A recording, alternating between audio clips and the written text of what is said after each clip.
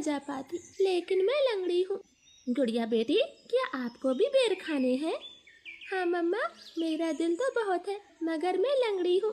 मेरी बेटी लंगड़ी है तो क्या हुआ, उसकी माँ तो स्वस्थ है। चलो आज मैं आपको बेरी के पेड़ पर ले जाती हूँ। आप भी जग्गू कुक्कू की तरह डाल पर बैठकर खूब बेर खाना। अब जल्दी चलो। फिर एक टोकरी में गुड़िया को बिठाकर मम्मा चिड़िया भी घर से बाहर चली जाती है। खट्टा मीठा बेर है, दिल कर रहा है इसकी गुठली भी खा जाऊं। नहीं जग्गू, गुठली नहीं खाना, बेर बहुत है, तुम बेर को ही खाओ। मैं तो कुछ बेर अपने घर भी लेकर जाऊंगा। कोको दोस्त, वो देखें, आपकी मम्मा भी इसी तरफ आ रही है, शायद उन्हें भी खट्टे मीठे बेर खाने होंगे। फिर मम्मा चिड़िया गुड़िया के साथ पेड़ पर बैठ जाती है। गुड़िया तो कई महीनों के बाद घर से बाहर आई थी, वो बहुत खुश होती है। यहाँ कितना अच्छा लगता है, खुला आसमान, चारों तरफ पेड़ पौधे और ताजी ताजी हवा। लो गुड़िया बहन, ये बेर खाओ, ये और भी मजेदार है। ऐसे वो तीनों गुड़िया को बेर तोड़ तोड़ कर खिलाते हैं। दूर छिपी हुई बुरी चील उन पर नजर रखे हुए थी। अरे वाह, एक साथ चार चार शिकार है, किसी एक का खात्मा तो हो ही जाएगा, बड़ी तेज भूख लगी है।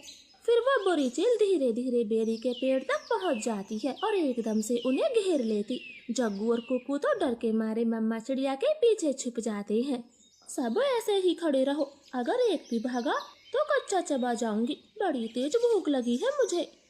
नाना चील जी, हमें जाने दे, हमारी जान बख्श दे, छोटे बच्चों पर रहम करें। नाना चिड़िया, किसी एक को तो अपना शिकार बनाकर ही खाऊंगी।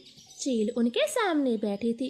तभी धीरे से जग्गू कौवा कुक्कू के कान में बोलता है, कुक्कू दोस्त, इस चील को गुड़िया को सौंप देते हैं, वैसे भी गुड़िया लंगड़ी है, ये जी कर क्या करेगी, कम से कम हम तीनों की तो जान बचेगी। जग्गू की ये बात सुनकर कुक्कू तुरंत अपनी माँ से बोलता है, मम्मा मम्मा, गुड़िया को यहीं छोड़ दो और चलो यहाँ से, हम अपनी जान बचाते हैं। हाँ भाई, ये भी ठीक है, मेरा काम इस लंगड़ी चिड़िया से ही चल जाएगा, तुम सब चले जाओ। चील ने इतना कहा ही था कि तभी रानो चिड़िया जोर से चील को धक्का मारती है और पेड़ से नीचे गिरा देती। जग्गू कुक्कू, गुड़िया को साथ लेकर यहाँ से भाग जाओ, मैं इस चील को आपके पीछे नहीं आने दूंगी, बेटा जल्दी से भागो यहाँ से। इतना कहकर रानो चील पर हमला कर देती है और जग्गू और कुक्कू टोकरी लेकर वहाँ से भाग जाते हैं। चिड़िया और चील में काफी देर तक लड़ाई होती है और आखिर में चील रानो को जान से मार देती है। मरगी, छोटी चिड़िया मरगी, मुझसे लड़ने चली थी, अब तेरा मांस में मजे से खाऊंगी। कुक्कू भाई, मम्मा अभी तक घर नहीं आई।